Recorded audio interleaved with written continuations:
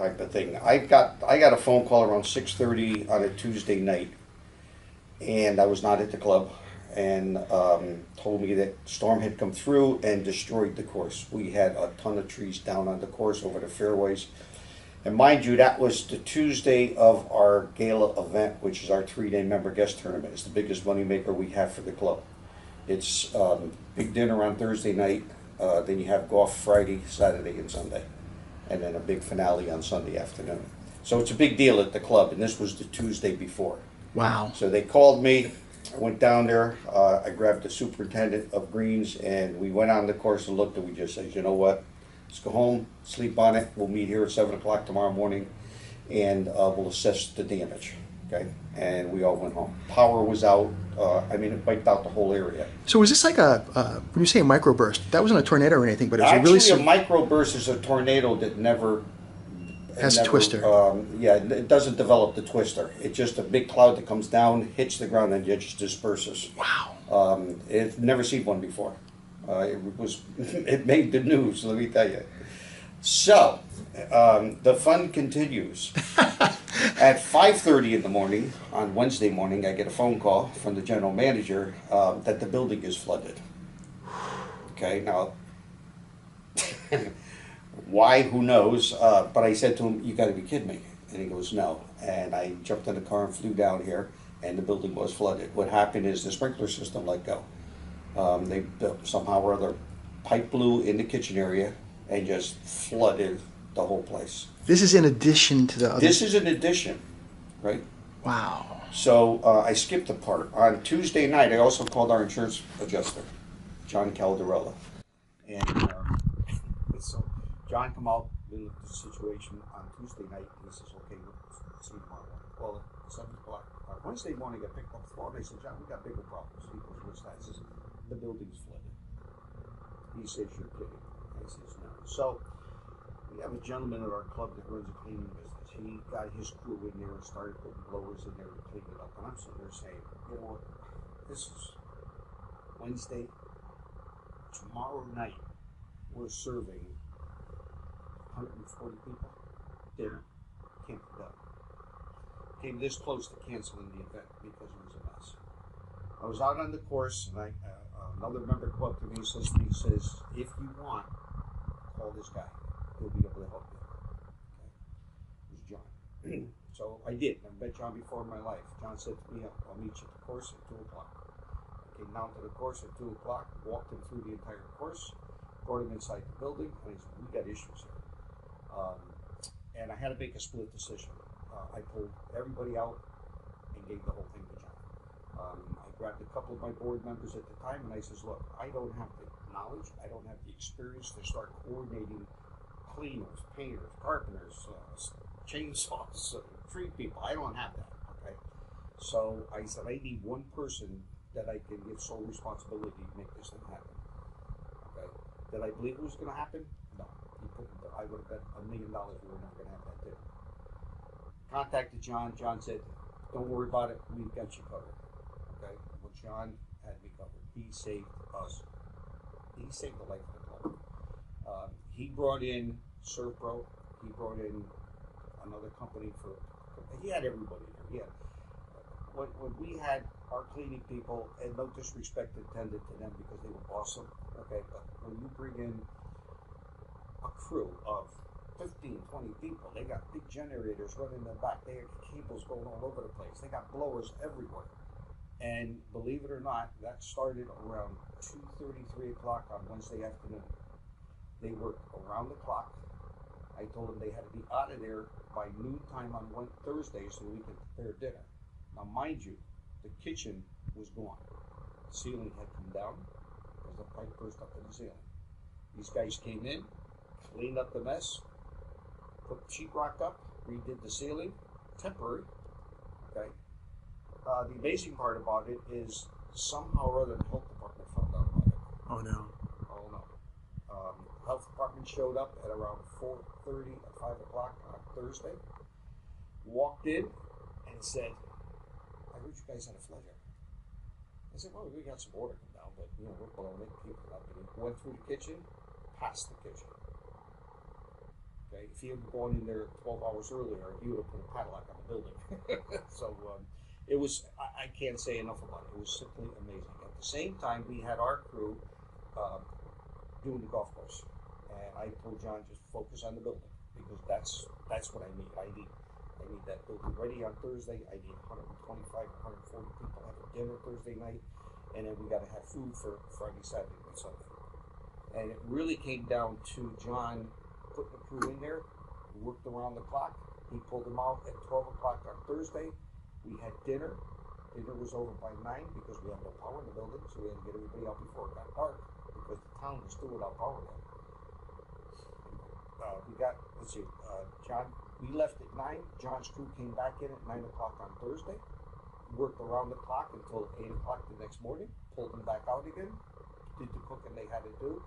We were in and out. I mean, they were in and out the whole weekend and saved up.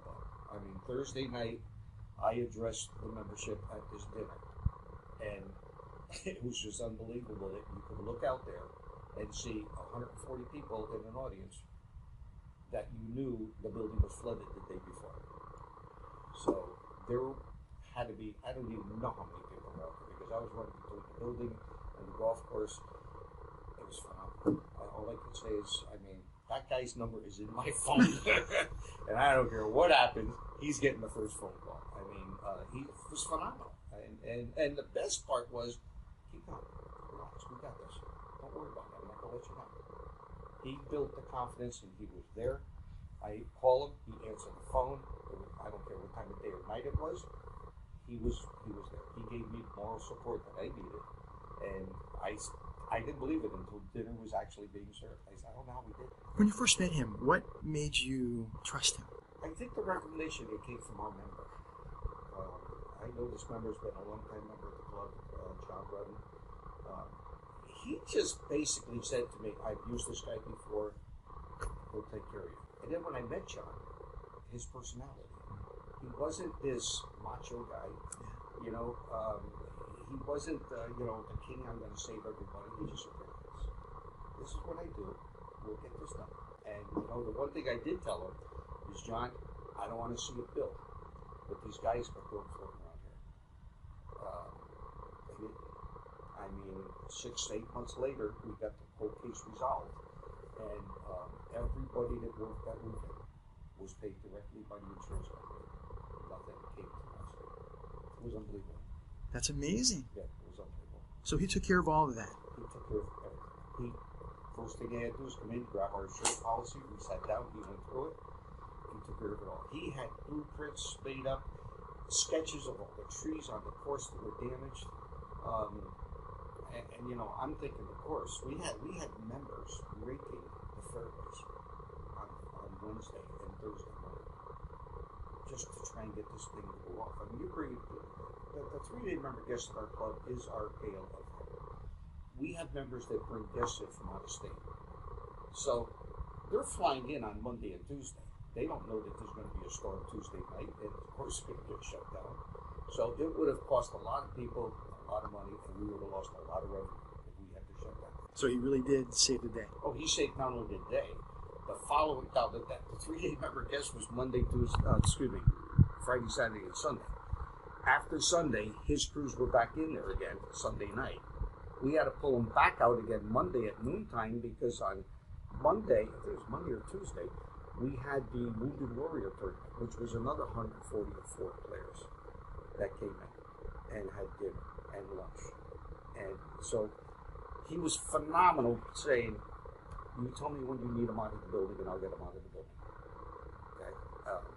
But I think the most amazing part is we had no power in that building for 4 or 5 days.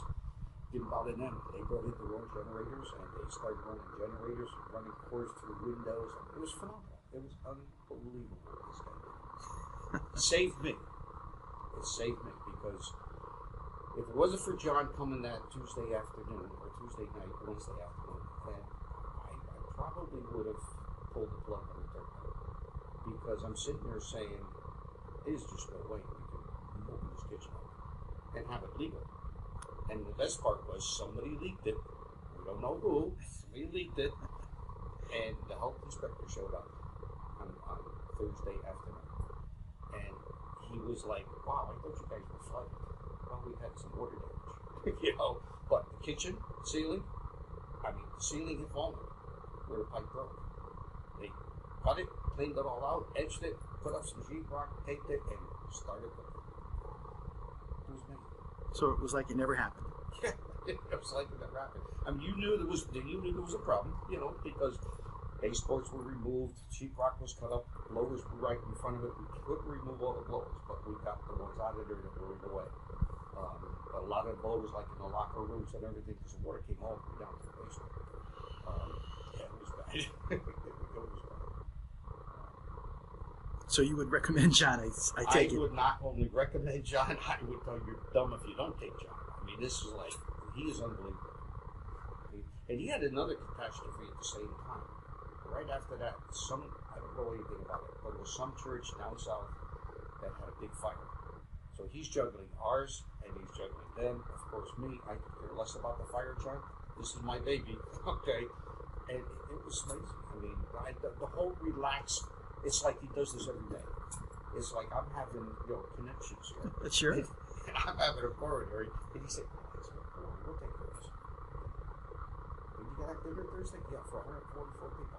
Not right. We'll take it. It was just unbelievable. Incredible confidence. Oh, incredible. And he did the job. Did it 150%. When he said he was going to do something, he got it. So yeah, it was scary. When I saw the damage, it was bad. But the next morning was 10 times worse. And they called me at 6 o'clock in the morning and said, I could sit here and talk about John all day. I just love the guy, I really do. His confidence level is, you have no idea. You're president of a club. You have your premier event coming. It's your biggest moneymaker for the year. You have members that are bringing guests in from out of town. And you have no golf course, and you have no clubhouse. All because of this silly-ass storm for 10 minutes. And you're sitting on there, and you've got board members telling me this has got to go. What are you going to do here? And I spent 37 years in the corporate world as a project manager, so I'm pretty good at organizing projects and getting them done. This was so far out of my ball game. In fact, I turned around to one board member who said, you can't do that. And I says, tell you what, you want to take control of the building and I'll take control of it? No, I can't do that. Then I'm making this decision. And it was a split decision. It was made probably around 3:30 on Wednesday afternoon. And if I had not pulled the trigger at 3:30, if I had waited 24 hours, we would have never made it. If I had to think about that, we would have never made it. It was a decision I made, and John something said to me, go with this guy. You're talking a 15-minute conversation, and I handed him over the whole club. Wow. So it was just his personality, his way of not panicking, his way of saying, we're going to be good. We're going to take care of this. We're going to have that dinner. You're going to have your golf course. And I'm sitting there saying, you must be God or somebody, because I don't see it. And I didn't see it. I still didn't see it until Thursday, when I saw it all starting to come together on Thursday afternoon. I said, you're going to be out of here by noontime? I'll be out of here by noontime. And your ceiling will be fixed. And be cooking in the kitchen. And the tables all set up in the other room. It was amazing. It was unbelievable. Impressive. Very, very impressive. John's my man. John's my man. I gotta tell you, you do a great job just sharing all this information. You know why? Because it's true. And I believe it. And, when you believe something, they can do pretty much anything you want. Okay? And John is, by far, any issues at all with any business, house, or anything, John's the guy. Wow. Thank you very much. No. Thank him. Him and his crew. His crew is phenomenal. And you know what? Being in this business, you make a phone call and they call you back. They gave me their cell numbers.